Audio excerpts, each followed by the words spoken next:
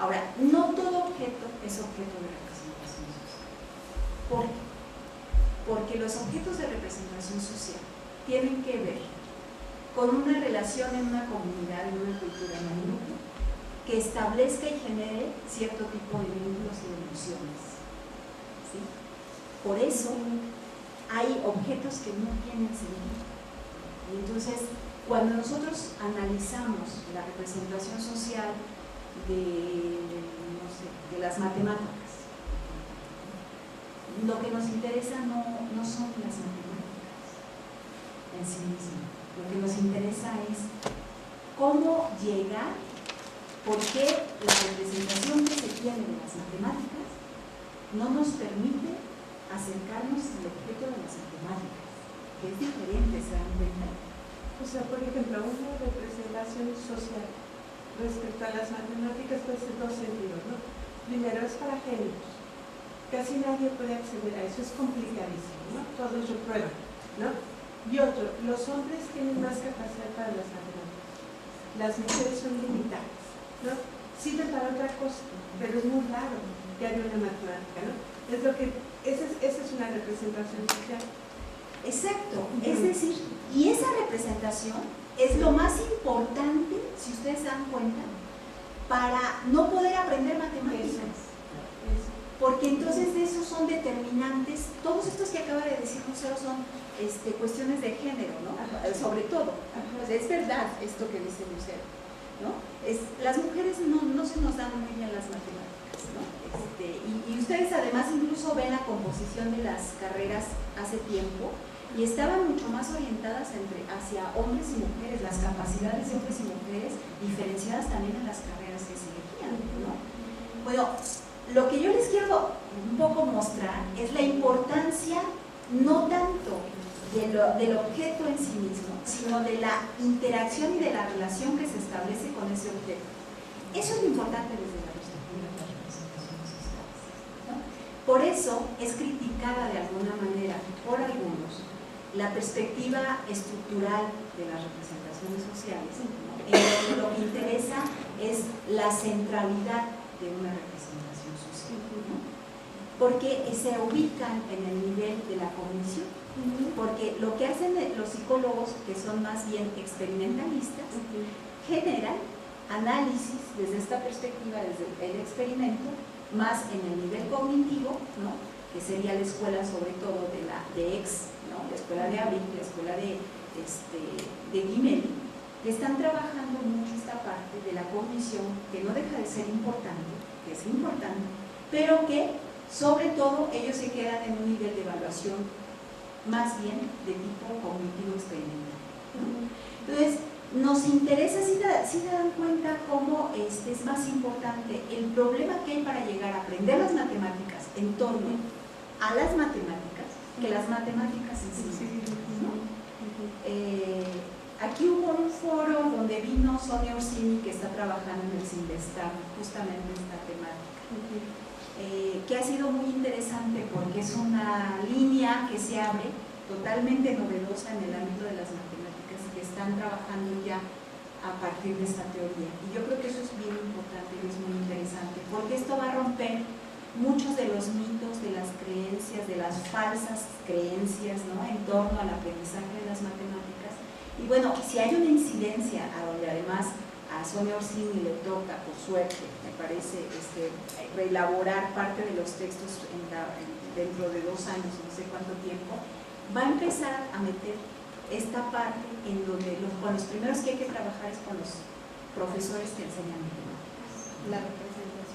La representación de los profesores que enseñan matemáticas, porque dentro de su propia representación lo que están haciendo es generando esta herencia con sus estudiantes, ¿no? Y entonces tenemos justamente el próximo jueves, por eso, perdón, no voy a estar aquí, tenemos un examen, la primera tesis de maestría que se hace sobre el asunto de las matemáticas con los profesores de secundaria, ¿no? En donde se trabajó, ustedes se acuerdan que en el periodo de Fox hubo esto de multimedia, y que fue un desplegado impresionante de recursos y de dinero, en donde digo, los pobres no tenían ni idea, muchos de ellos ni siquiera fueron capacitados para utilizar una computadora y les metieron las computadoras, pero bueno, era parte del desarrollo, entre comillas, ¿no? Tecnológico. La tecnología, y no estaban preparados para utilizar esto. ¿Y qué fue lo que pasó con ese programa? Y en esta tesis se analiza el asunto de la multimedia, ¿no?, como un recurso que está totalmente alejado de las habilidades y de las capacidades cognitivas, sociales, ¿no?, y de información, porque ni siquiera los profesores querían prender las máquinas, ¿no? O sea, no, porque si ustedes ven a una maestra que tiene 60 años en el magisterio, que ya lo único que quiere es retirarse, que le viene sin cuidado capacitarse ya a estas alturas para aprender multimedia, para demostrarles a los niños nuevos procesos de aprendizaje, ¿no? Luego, entonces, es muy interesante ver cómo justamente muchas de las políticas públicas o de las políticas o programas como este tipo que se generan son programas que están totalmente alejados de las necesidades y de las capacidades de la gente, y no porque no tenga la necesidad, es que no está la capacitación previa para poder llegar a esa habilidad que sería muy importante tenerla, ¿no? Entonces ahí hay una como disonancia cognitiva entre políticas públicas y cultura, ¿no? Vamos a ponerlo así. Entonces fíjense cómo el mecanismo cognitivo desde nuestra perspectiva sería solamente una dimensión de la representación en términos de que evoca el objeto de representación social, pero no es lo que constituye el sistema de interacción social. Son dos cosas diferentes, ¿no? La siguiente, por favor. ¿Por qué una representación social no es psicológica?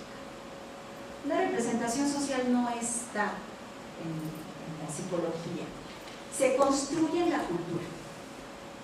Las representaciones sociales se construyen en la cultura. Por eso ustedes han escuchado nuevos conceptos de representaciones culturales, ¿verdad? Sin decir nombres, cada quien lo identifica perfectamente bien. Las representaciones culturales serían un poco la síntesis de lo que sería este concepto de representación, donde nosotros decimos la representación social es la cultura. Y por lo tanto no es un esquema psicológico ni cognitivo individual. Las representaciones sociales son compartidas, por eso son sociales, y por eso se generan a través de la comunicación social. Son productos sociales de sistemas de interacción a través de los consensos,